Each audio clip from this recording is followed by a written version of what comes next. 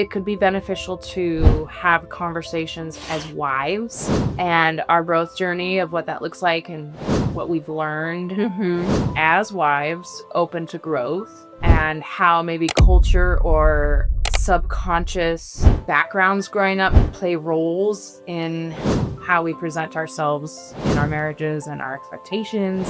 But it is what it is. And we have to, so I'm a huge advocate for constant self-awareness. Welcome to the Mental Health Janitors, where we help you clean up the mess in your head.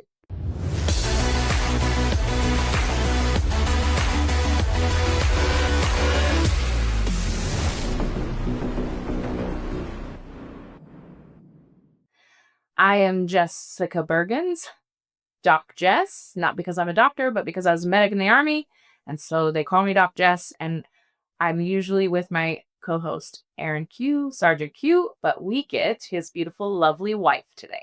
Yay! She loves it when he goes out of town and gets to stand in for him. Tell me, how do you like standing in on these podcasts?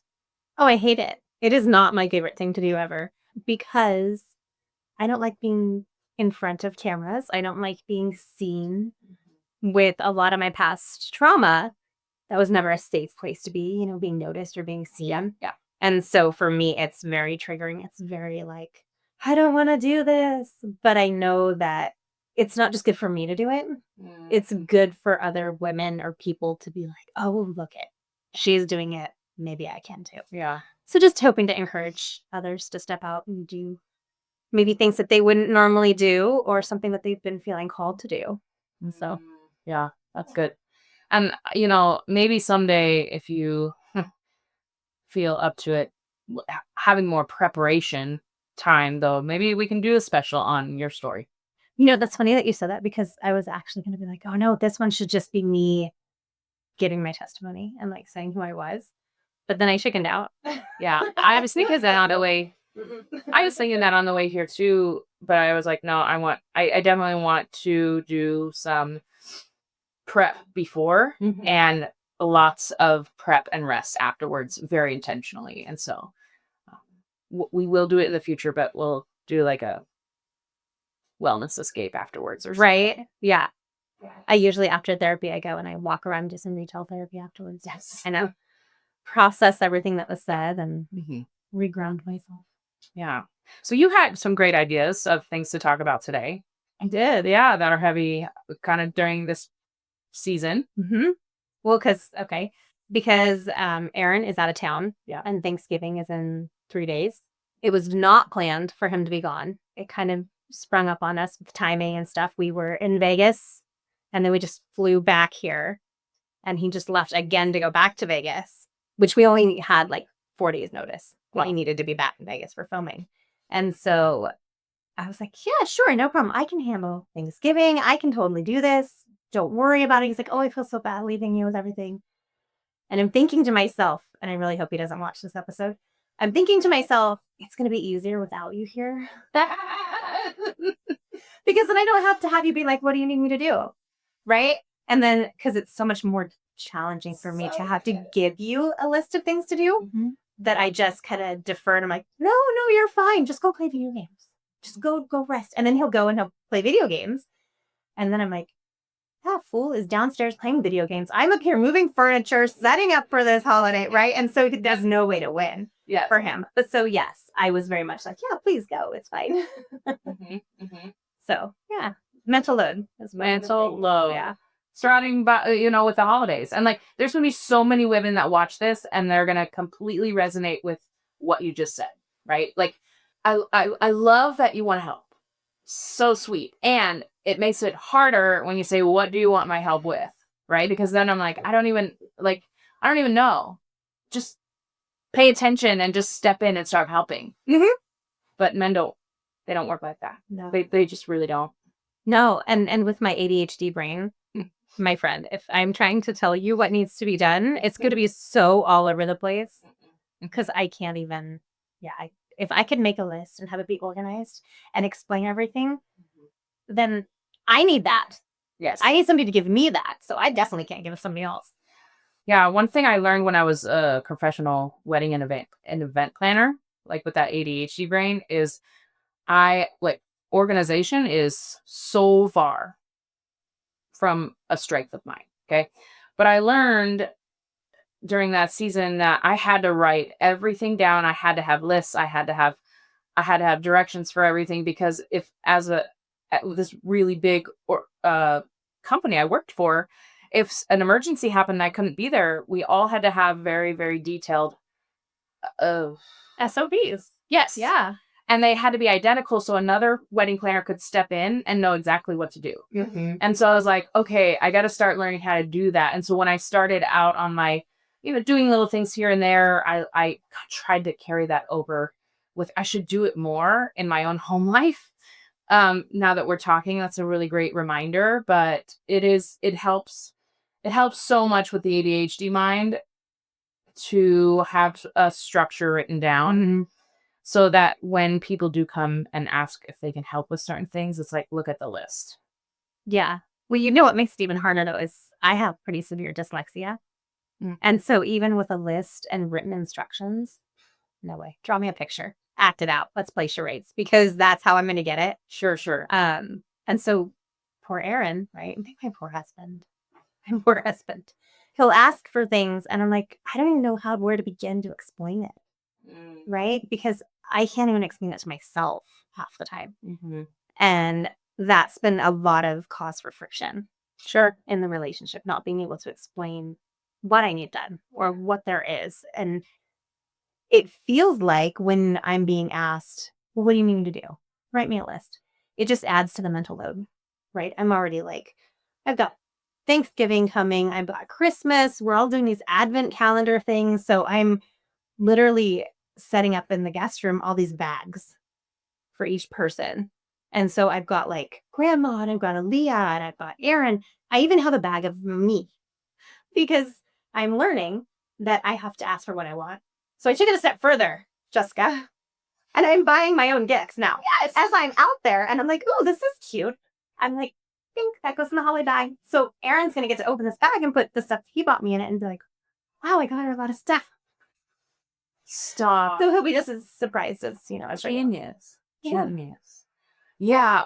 In the early ages of my marriage with Billy, it was like, because my one, the 5 love languages, mine's gifts, right? And it took me a long time to be able to admit that to myself because for some reason I always thought it was materialistic. And I'm like, I don't want to be materialistic. So that's not my love language. But at the end of the day, it's not materialistic at all. It's like, I literally am out and my mom's favorite color is yellow. And I see this really cute water bottle that's bright yellow. And I think, oh my gosh, my mom would love that. I would buy it, give it to her, even though it's not expensive, just because that's just my way of showing love. Interesting. And the right. And so it's not like, oh, I need Coach purses or Louis Vuitton or what. It's not like that kind of gifts. Mm-hmm. And so a lot of people get confused about the love languages without really reading the whole book. They just read a little article about it and they're like, it can get confusing, but it could be something as small as, my husband stopping by the coffee store and getting me my favorite Lotus. Like that. Think is me. Yeah, all you got to do. And that's because it's my love language. It's how I show love. It is how I receive love. And it was a hard one for me to accept for a while, but, and so, right, like the man's brain is very, very simplified, not tearing men down. And it just works differently than women, right? My favorite metaphor is men are waffles, women are spaghetti. Okay. They can handle their little square with a little butter and a little syrup in it. Mm-hmm. Compartmentalize things. Simple, directional. Women, spaghetti. I mean, we got onions, bell peppers, seasonings, noodles, tomatoes, everything all wrapped up together. Mm-hmm. And that's just how women are. That's why all these like social experiments, they'll stop people in downtown and ask the dad with all the kids there who their second grade teacher's name is. Oh yeah. And they're like, I don't know. They couldn't answer anything. And moms were like rattling it off, right? Because that's just the makeup difference of men and women. Mm-hmm. And so learning to communicate clearly what I wanted for Christmas or my birthday, it was a challenge for so many years. Like, he'd do the best he could. And then he would give me the wrong size or it didn't fit. And I'd take it back and get a different size. And they didn't have the same color. So I'd have to get a different color. And then he'd say, oh, see, I suck at everything in life. And it was a lot of friction for a lot of years. Yeah. Aaron and I experienced that. So because take it way back, right? Like when I was a kid, super unhealthy, by the way. I would read romance novels, right? When I was like, I don't know, 8 years old. Like, oh, horrible, horrible romance novels. And in my head, that was love. Yeah. And so I never had the role model or the idea of what love actually was, right? So you went from romance novels and you have TV with horrible shows. And then you've got Disney. Don't even get me started on Disney, right? Because they always come in, save the day, and do and say everything. And it's just happy ever after. So that's what love was. He just should know. And then you've got TikTok now, which ladies, if he would, or if he wanted to, he would. Come on. That was in my head. Yeah. Yeah. And that's the standard I was holding my husband to. You should know me. You should know what I like. You should know what I want. Granted, I've never told him. He'll give me a gift and I will say, this is so great. Thank you so much. And I hate it. And that's what I've taught him, right? He's like, great, I'm winning. She loves this horrible looking thing. I'm not going to say any of them because, right? Good, because you value your marriage. Yes. But that's what I taught him. For so many years, it was, yes, that's exactly what she wants. That's what I want. Because I wouldn't speak up. Because I thought that was what you're supposed to do, right? I'm saving his feelings. And so when we get into a fight or an argument, I have all this bitterness and resentment because he doesn't know me. He doesn't even know what I like on my sandwich. He doesn't know. But that's like always been a point of contention. Like what you're seeing, the moms, they can rattle off everything. I could tell you his date of birth, social security number, his NLS, like all the things, right? Exactly what he wants on his sandwiches. Oh, exactly what he wants like each eggs, each restaurant. Yes, I could totally order for him. But if your husband went to stop by somewhere to get something, he would have to call and say, "Well, what did you want here?" Yes. Okay, and so I'm in therapy, and the therapist is just laying into me. She was tearing me apart, and I was trying so hard not to cry. I'm just like, yep, I can do that. She's like, all you have to say what you want. Say what you want. I'm just like, I shouldn't have to. He should know, right? Left the therapy session really mad. And I called you. I'm like, she's terrible. She was mean to me. And you're like, well, right? Like, how's he supposed to know? And one of the things that she had said to me was, Jesus still said things out loud when he prayed. Jesus still asked his father out loud for things. Yeah. When God knows, right? He knows your heart. He knows all these things. Damn. And so she's like, okay, your homework is to say things that you like and to walk around Vegas. And because that's where I was. And say out loud, ooh, I like that. And then to say things you don't like. Because I've never done that. I had never been the person to ever say, oh, I don't like that. Oh, I don't like that. Because I don't want to hurt anybody's feelings. Yeah. But in reality, that's not going to hurt your feelings if I tell you, oh yeah, I don't like that. Not at all. You want to know because you love me and you want to make me happy, right? Like ideally that's relationships. Yeah. And so I called you talked me off the ledge. And then I had a one-on-one session with her and was just like, you were mean to me. You hurt my feelings. And she walked me through this whole thing of like, you have to say, and then it, as you talk in therapy, you kind of get to the point where you just blurt out what the real problem is. And I'm like, I don't even know. I don't know how I like my eggs because I've always liked my eggs the same way whoever I'm with likes their eggs. I don't know what I want because I want what they want.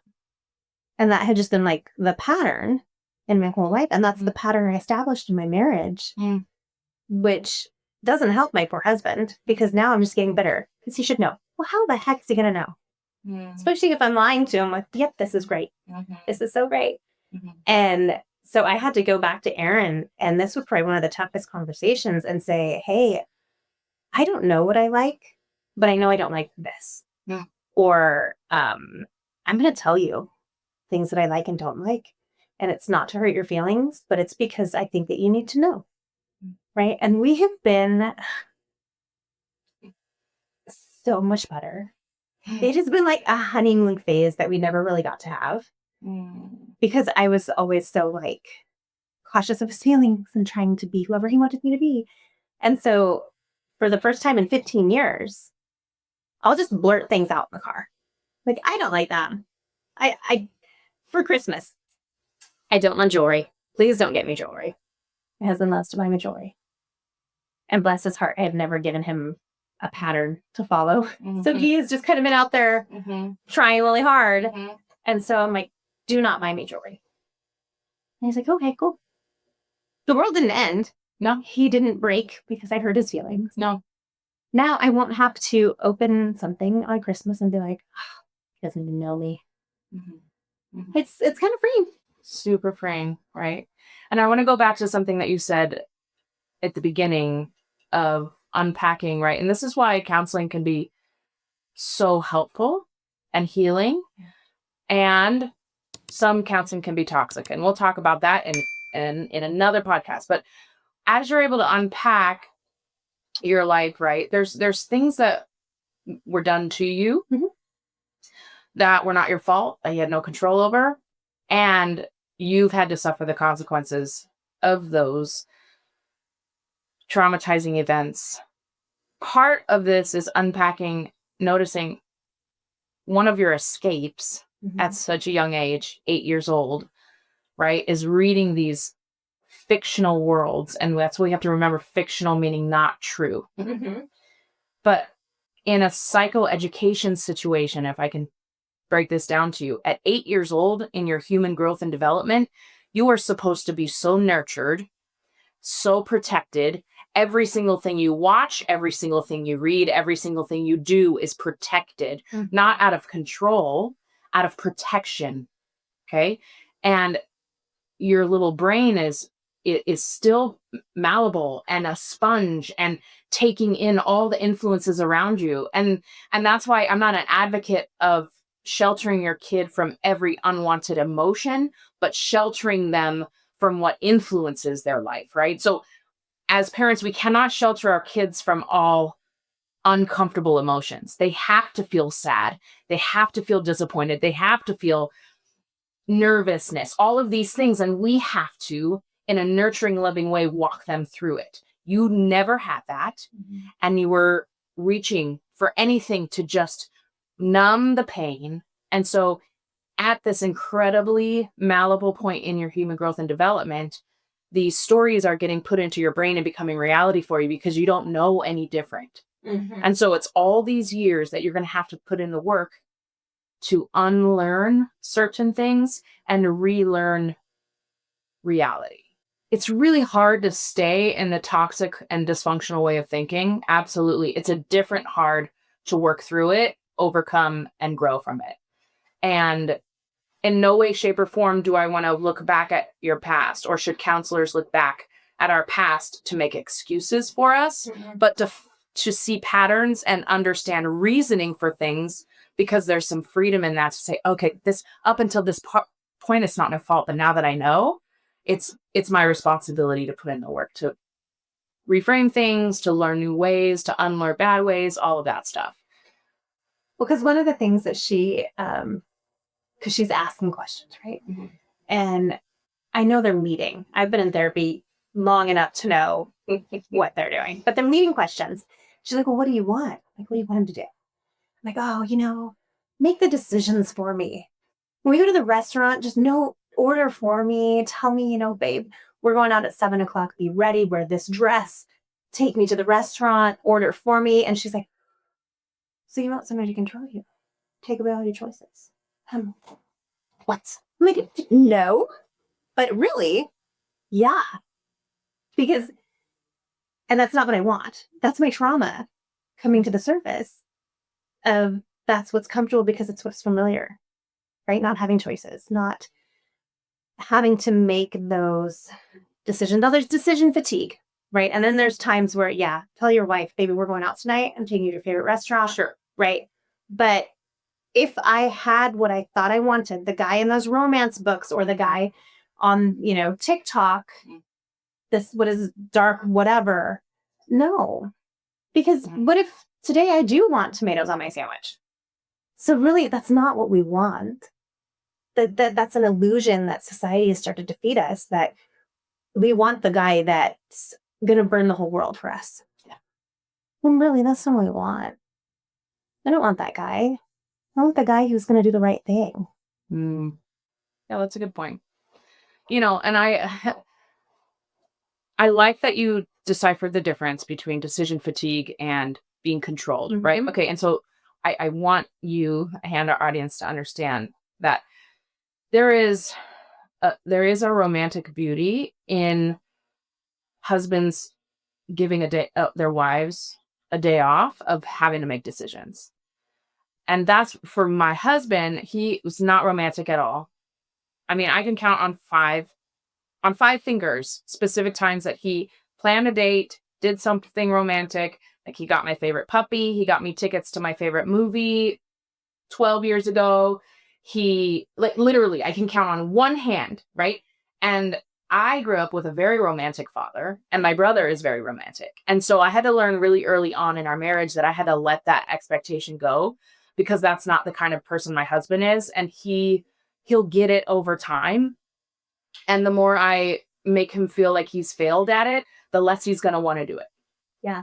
And so his thing was, right, because men suffer with such pressure of failure, fear of rejection. And so because of my years as a professional wedding and event planner, and he sees me run events with 200-300 people, he sees me plan these events. He's like, there's no way I can ever plan a good enough date for her. She does this for, like, professionally and is really good at it. And so he defeats himself before he even tries it, because he doesn't understand the foundation of it. And when he read I think it was this book, Every Man's Marriage or Every Woman's Marriage. I'll figure it out. He learned that women don't necessarily need, like, this big extravaganza date. It's just plan everything so she doesn't have to think, because she makes all the decisions at home. She keeps the record of all the doctor's appointments, all the phone numbers of who to call, all the things. She does all the things. So give her a break and just say, I got tonight handled.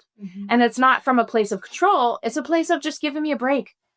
And it doesn't have to be some extravagant thing. Just that I thought enough about you to give you a break of making decisions. And I put a little thought about, well, I'm not going to go take her to all my favorite things. Right. Okay, gentlemen, that's not romantic either. But just, like, knowing, he knows some of my favorite restaurants. And that's why one of the TikToks, I'm a TikTok girl too, is this trend of, it's these guys saying, guys, I know how to fix your marriages. This is what you do. So you get in the car and you tell your wife, you say, you're not going to believe where I'm taking you tonight. And she's like, what? Where? He's like, you're not going to believe it. I'll give you 3 chances to guess. You just got her 3 favorite places, and now you don't have to figure out where to go. You just go to number 2 or 3 or 1. Yep.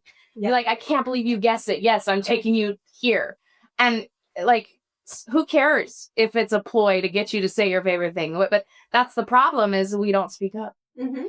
Because we're nurturers and we put naturally people before ourselves, our kids, everything, which is a beautiful thing. It can become toxic for our own well-being and our spouse's well-being, because we're not clear. We're not clearly communicating expectations. That's why I love our pastors, right? I remember when Pastor Matt preached this sermon, because husbands and men, you guys need to do this too. I don't know if you were there when he was reminiscing on when him and Pastor Crystal were younger, and their kids were 2 and 4, I think.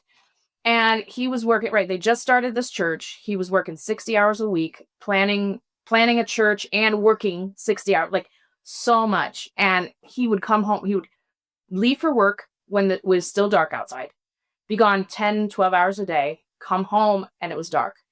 And he started noticing that when he got home, everybody was doing things. Nobody cared Dad was home. Nobody cared Dad was out working for the family. Nobody cared. And he got all let me sit in my pity party. Mm-hmm. And he said the Lord convicted him and said, just speak up. And so he came home and he said, wife, kids, I need to talk to you. He said, it would mean a lot to me if when I got home, you guys made a really big deal about it. Because I've been working really hard and that would make me feel really good. And you know what she did the next day?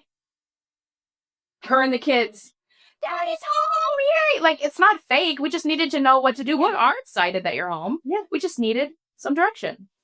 And it made it feel so much better. And I taught him, like, speak up, right? And so learning to speak up and clearly communicate what our standards, expectations, what our needs, what our wants are is very, very important. And that's where I'm talking about self-awareness. Yes. And see, I think that there's not enough women that are self-aware. Yeah. And that's something that's always been drilled into me by my absolute favorite counselor on the planet, Sherry. She always would tell me, you teach people how to treat you. You literally teach them how to treat you, what you'll tolerate, what you won't, what your boundaries are, what they aren't.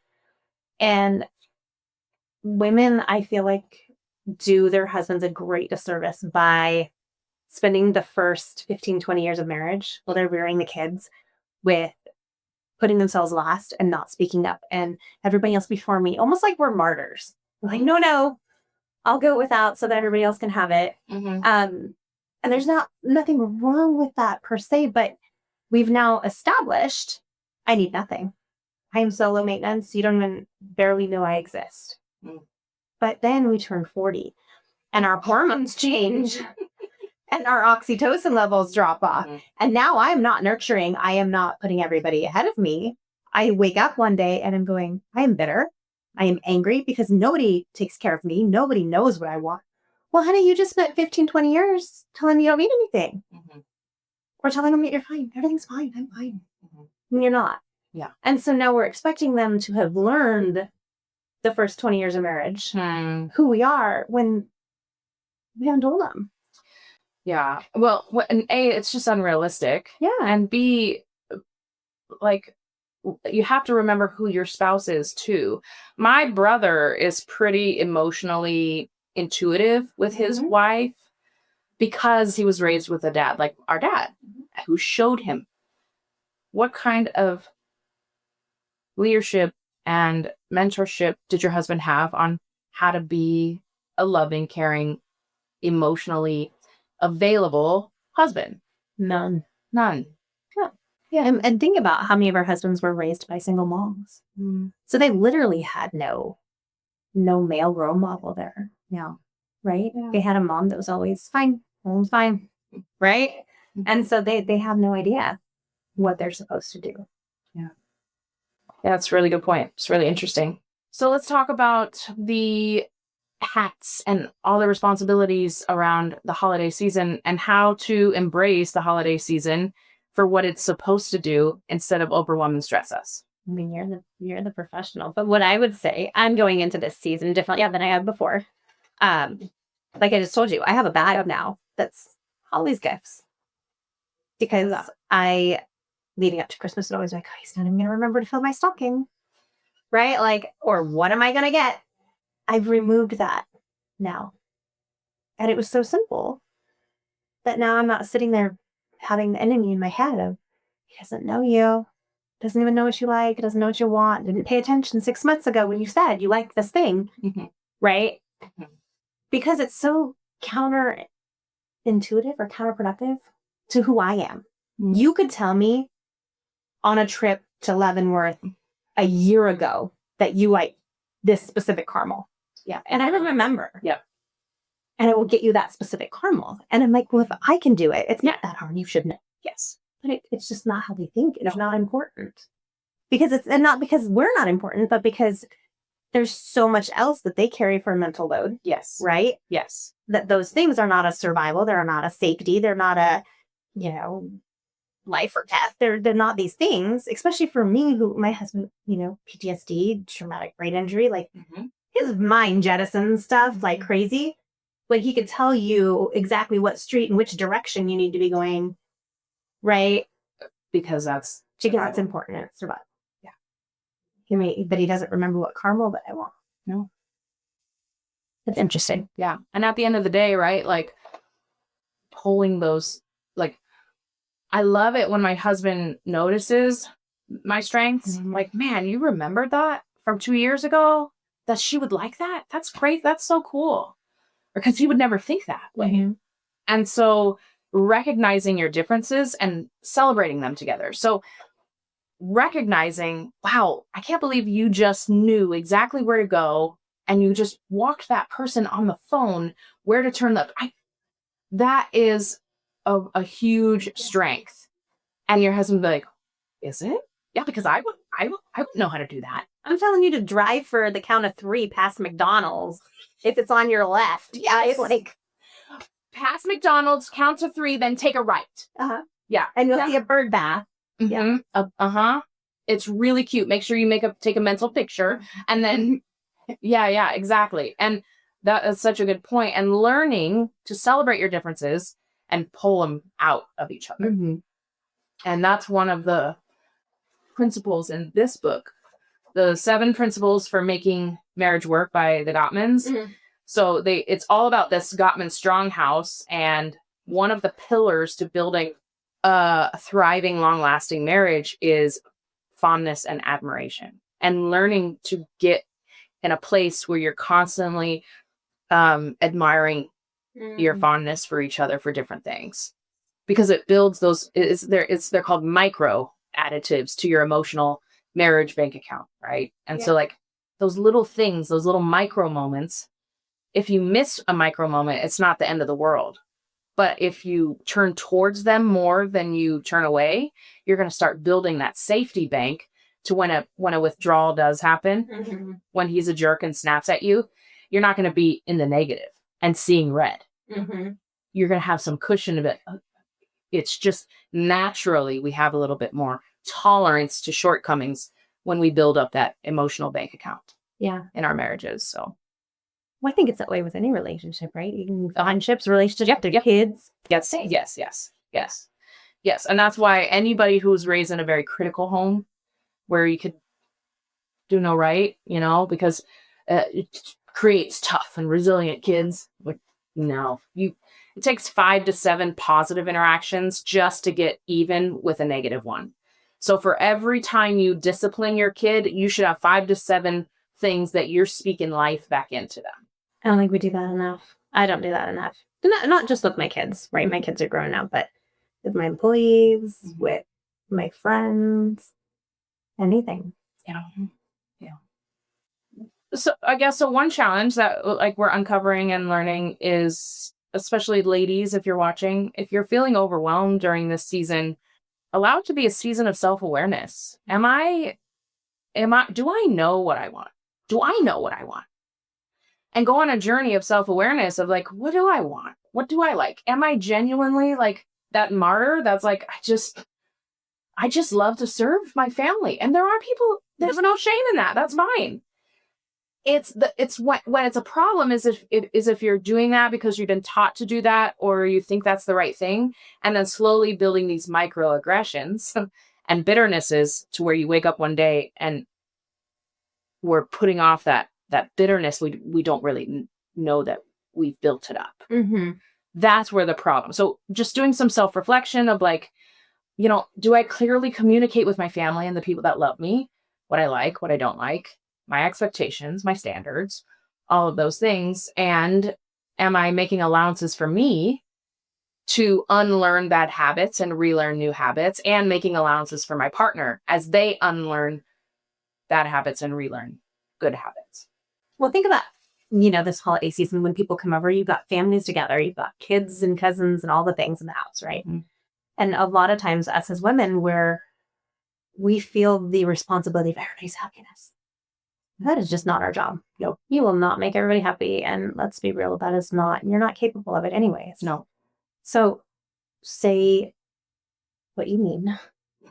You mean what you say. Yeah. That's the other thing, right? So if I'm going to tell you, no, it's okay, then I have to be okay. Yes. Tell Aunt Karen, yeah, I don't want to talk about politics. I think so. Yeah. Right? That's okay. Yeah. That's perfectly okay. It's perfectly okay to have a nice family dinner without talking about politics. Giving your spouse, husbands or wives, room to succeed. Mm-hmm. Right? It's so good. I'm not going to let him go do the Christmas shopping for the kids' stockings because he just won't do it right. Girl, give him a list. Give him your list. Give him the kids' list. Be like, you stuff their stockings. I need you to go pick these things up while you're getting my stuff. Yeah, it's so easy these days. Start a Pinterest board and share it with them. Amazon wish list. It's like, yeah. Tell the kids to go make their list. mm-hmm. Easy. Mm-hmm. If you don't have time to make it that yourself, have the kids make a list. Yeah. And then he can just go to the store. That's good. That's really good. And like also remembering and keeping it intentional and on the forefront of our minds during the holiday season, right? Especially Christmas, what the reason for Christmas is. Mm-hmm. And I won't get too political. We've still got episodes before Christmas. Perfect. We got time. Yeah. And just, there's so many great traditions you can start as a family, Christmas movies and reading through the birth of Jesus story leading up to it. And just, one thing that I don't love about, right, the Santa thing is were you naughty or nice? And that goes completely against the origination of Christmas and giving people gifts is God gave us Jesus when we didn't deserve it. So the point of getting gifts is not if you're naughty or nice. I tell my girls, I'm giving you this whether you deserved it or not, because that's what Jesus did for me. And so, yeah, you're just remembering that that's why we give each other gifts, is because he gave us the ultimate gift in sending his son. Mm-hmm. And we did not deserve it. So bring on the gifts, you guys.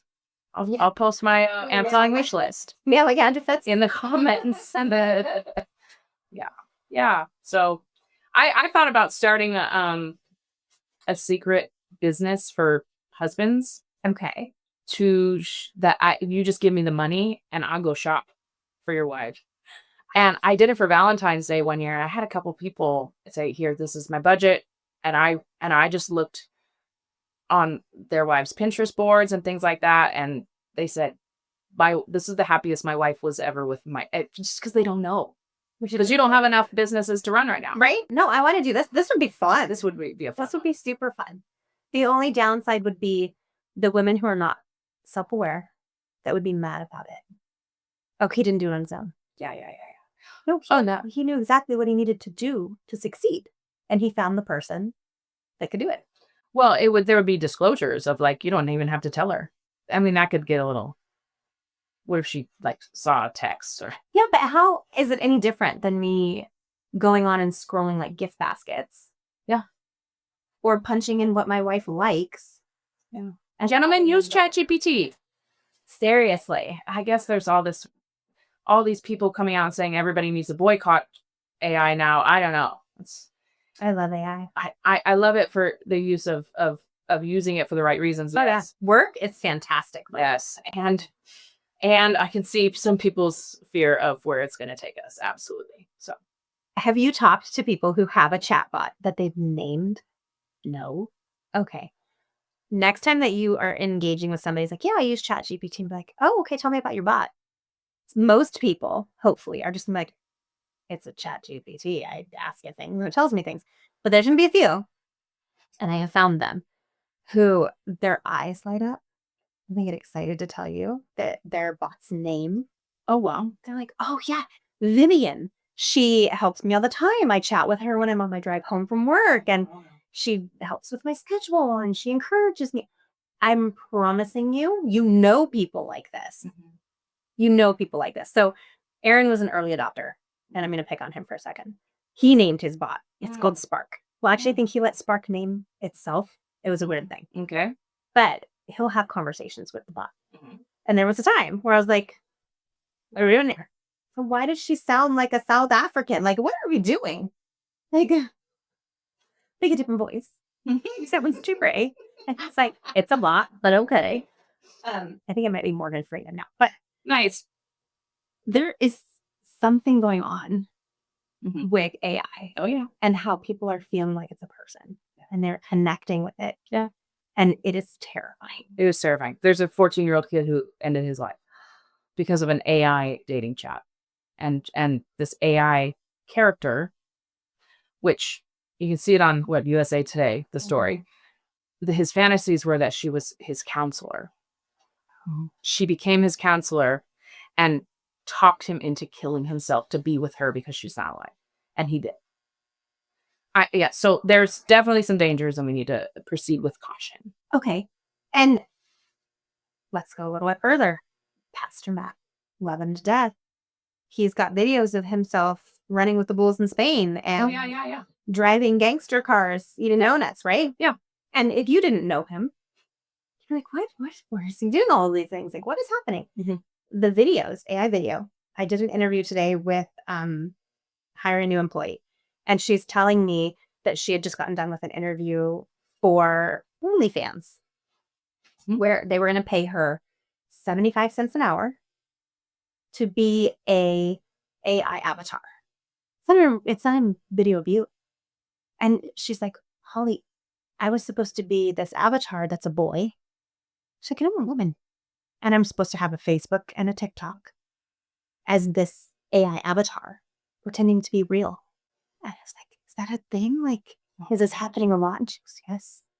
She goes, I know a lot of people in my circle who have taken those jobs. And that's what they're doing now. And I'm just like, what is the world coming to? You don't even know who you're talking to or who you're seeing. And so that does a whole nother thing to your brain, right? Like, now I'm seeing these completely fake people online living the life that I want. They have perfect husbands and they whatever. And it's not even real. It's not even real. Just like those books you were reading when you were 8 and what it did to your brain. Yeah. So proceed with caution. Yeah. Well, you guys, like always, we're here to do 3 things. We are here to educate you on this mental health journey and some things in the mental health world. We're here to Empower you. Yes. On this mental health journey and encourage you to share these videos and these concepts with your friends. As for the mental health janitors, I'm Doc Jess. And I am not Sergeant Q. I'm Holly. Yes, and we're out.